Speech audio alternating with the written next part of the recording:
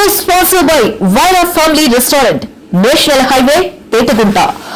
నోరూరించే వంటకాలు, అసలైన మసాలా ధమ్ముతో అదిరిపోయే నాన్ వెజ్ రుచులు మీకోసం. విచ్చేయండి Vaira family restaurant, national highway, Petagunta, Tuni మండలం, కాకినాడ జిల్లా. ప్రజా అవసరాలను గుర్తించి తదనుగుణంగా అభివృద్ధి పనులు చేపడుతున్నామని ముమ్మిడివరం ఎమ్మెల్యే బుచ్చిబాబు అన్నారు. కాకినాడ జిల్లా తాళరేవు మండలం చొల్లంగిపేట అంబేద్కర్ గురుకుల పాఠశాలలో అభివృద్ధి పనులకు శంకుస్థాపన చేసిన ఆయన అమలాపురం ఎంపీ గంటి హరీష్ మాధుర్ సహకారంతో సుమారు 1,16,00,000 వ్యయంతో సీసీ రహదారి, అదనపు గదుల నిర్మాణం తదితర అభివృద్ధి పనులకు శ్రీకారం చేశారు.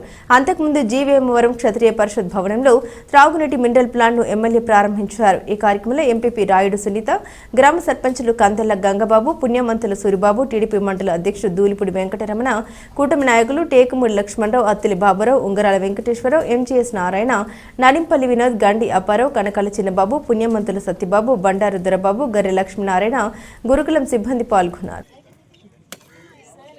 ఈరోజు మన తాళరేవు మండలంలో ఉన్న చొల్లంగిపేట గ్రామంలో మరి అంబేద్కర్ గురుకుల పాఠశాల ఈ పాఠశాలలో అభివృద్ధి కార్యక్రమాలు చేయడానికి శంకుస్థాపన కార్యక్రమం చేసుకోవడం, దానికి మరి కూటమి నాయకులందరూ వచ్చి ఇప్పుడే శంకుస్థాపన కొబ్బరికాయ కొట్టడం జరిగింది. ఎందుకంటే ఇది ఈ గురుకుల పాఠశాల పూర్తిగా గ్రౌండ్ అంతా కూడా పల్లంగా ఉంది. దీనికి రోడ్డు ఏర్పాటు చేయాలి, డ్రైనేజ్ వ్యవస్థ ఏర్పాటు చేయాలి, డ్రింకింగ్ వాటర్ ఏర్పాటు చేయాలి, ఈ మెస్ అంతా కూడా ఆధునీకరణ చేయాలి. అదేవిధంగా ఏదైతే టాయిలెట్స్ ఉన్నాయో అవి కూడా పూర్తిగా శిథిలావస్థలో టాయిలెట్లు బాగు చేసి మరి సుమారు 465 మంది పిల్లలు ఈ గురుకుల పాఠశాలలో చదువుకోవడం జరుగుతుంది.